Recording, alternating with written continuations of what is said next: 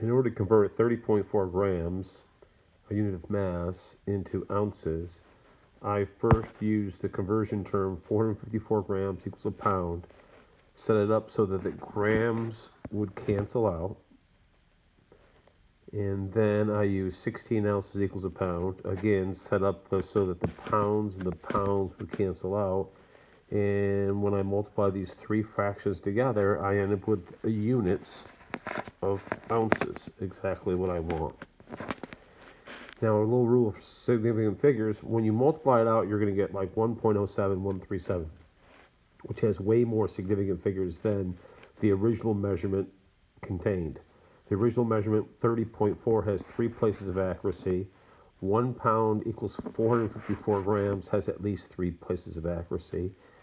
Now, the last one is the confusing one because it says 16 ounces equals a pound. But in your book, they say that if you have a conversion term which is in the same system, and this is in the same system, then this is considered an exact number. There are exactly 16 ounces to a pound. So this conversion factor would have,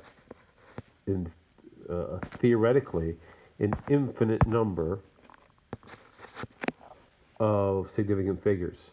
So if this term has an infinite number of significant figures, this one has at least 3 places of accuracy, and this one has 3 places of accuracy. Our answer should only contain 3 places of accuracy. And so my final answer is going to be 1.07 ounces.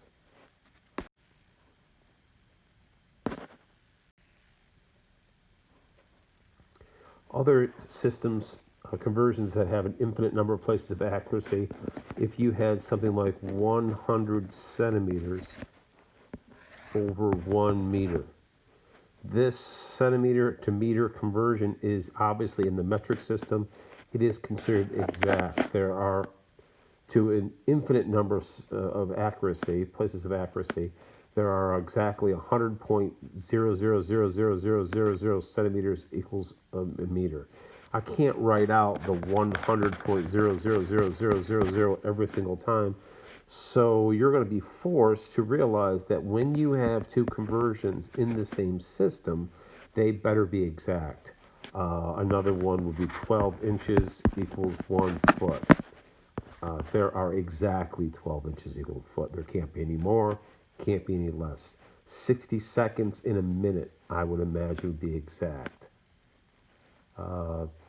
It's debatable, I suppose, when you go to the number of days in a year, 365 days in a year.